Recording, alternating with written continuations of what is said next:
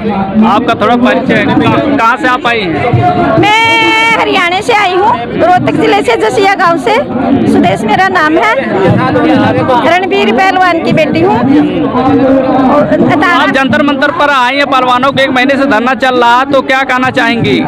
भैया हम जंतर मंतर पाए हैं, हमारी बेटियां बैठी हैं, 1 महीना हो गया और हम अपना न्याय लेने के लिए बैठे हैं, कोई भीख नहीं मांग रहे सरकार से। आज सरकार कहाँ जाके सोगी? इतनी लंबी चादर ओढ़ के कि कुंभकर्ण वाली नींद जग नहीं रही, ठीक है। और मोदी सरकार जब ये वादे करता था बेटी पढ़ाओ बेटी बचाओ, वो हमारे से गलती होगी, हम लोगों के सुनने में फर्क रह गया। मोदी ये कहता था कि बेटी पढ़ाइयो और बीजेपी के नेताओं से बेटियां न बचाइयो, ठीक है, ये कहता था। और हमारे लोग जो हमारे चाची ताऊ थे वो भोड़े थे, वो इसने सुनने में फर्क रह गया। वो कहता था 15-15 लाख रुपए खाते में आएंगे। हमारे लोगों ने 15-15 लाख के ऊपर और बेटी बचाओ और बेटी पढ़ाओ के ऊपर इसको वोट दी थी। इसने वोट की हमारे पर को चोट मारी। ये अब क्या कर रहा है कि हमारी बेटियों के साथ बलात्कारी कर रहे हैं, ये हमारी नीलामी कर रहे हैं। हम यह नीलामी होने नहीं देंगे। हमारा वो खून है जो कि हमारी बेटियों को कोई वैसे टच कर देता था ना तो हम उसके हाथों ने काट लेते थे। और ये भी हमारी बेटिया का साथ ये करे है ना, हम इस मोदी के ऐसा काम करके छोड़ेंगे, यहाँ से इसका झोला झंडी बांध के जहाँ से आता वहीं डाल देंगे। और ये कीड़े मकोड़े की सरकार है, ये तानाशाही सरकार है, ये सरकार भारत के अंदर नहीं चलेगी।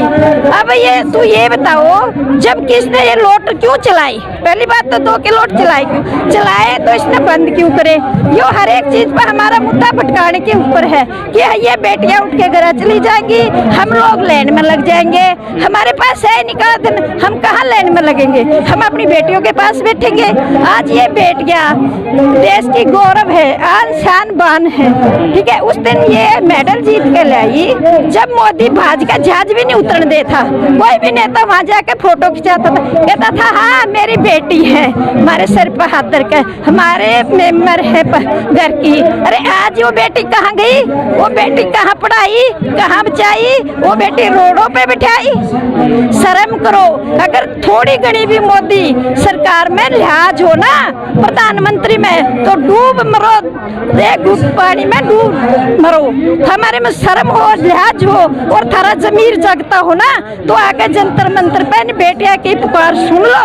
और नहीं सुनोगे तो 28 तारीख आएगी ना, मोदी तो आर पार की लड़ाई दिखावेंगे कि इन बेटियों में एक ये झांसी की रानी है, ये वो नहीं है कि लंजू पंजू घरों की बेटियां हैं, ये खून पसीना बाण वाले के घरों की बेटियां हैं, जो कस्सी कसौले से काम करती थी ना खेतों में, वो ये बेटियां हैं।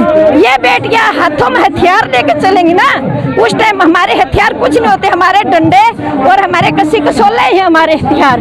हम उन्हीं से इस सरकार को, इस गवर्नमेंट को भगा के छोड़ेंगे। हम इसको बिल्कुल नहीं रहने देंगे। पहले हमने अंग्रेज भगाए, फिर हमने काले भगाए, ये हम इन्हें कहाँ रहने देंगे बदमाशों ने।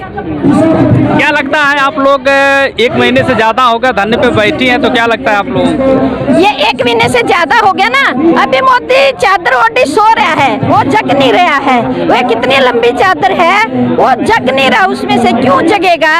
जो ब्रजभूषण है वो सरकार चला रहा है, मोदी सरकार नहीं चला रहा है। मोदी तो एक देश का राजा झूठा है, झूठा राजा है, जो चौथी फैल है, वो कोई राजा हो सकता है? उसने क्या गगड़ा न्यू नहीं बेरा कितने है तो वो राजा हो गया आज हमारा, ठीक है। राजा की तरह प्रजा ने चलाना सीखो। प्रजा किस हिसाब से चलती है, वो लेता है विदेशों में बात जाता है। पहले वो गुजरात का मुख्यमंत्री था, उसने सिंगापुर का वीजा नहीं मिलता था, वो तरसता था। आज वो सारे देशों में भाग रहा है, ठीक है, उन्हें सब देशों में वीजा मिल रहा है, वो जाकर वहाँ पर समस्या सुलझा रहा है दूसरे देशों में। अरे यहाँ भारत में क्या हो रहा है? अरे तू अपनी बेइज्जती क्यों करा रहा है? तू अरे तू अपने देश ने तो संभाल, तू दूसरे ने जब संभालेगा है? अरे 1 महीना हो गया ना बेटा, यो 1 महीना नहीं, हमारा बरसन भी होगा, 6 महीने होंगे, 2 साल भी हो जाए चाहिए, पर हम मोदी ने घेर के दिखावाएंगे। और ब्रजभूषण ने हम सलाखों के पीछे करवाएंगे, सलाखों के पीछे जाते ही हम उसको फांसी की सजा दिलवाएंगे। पावांगे।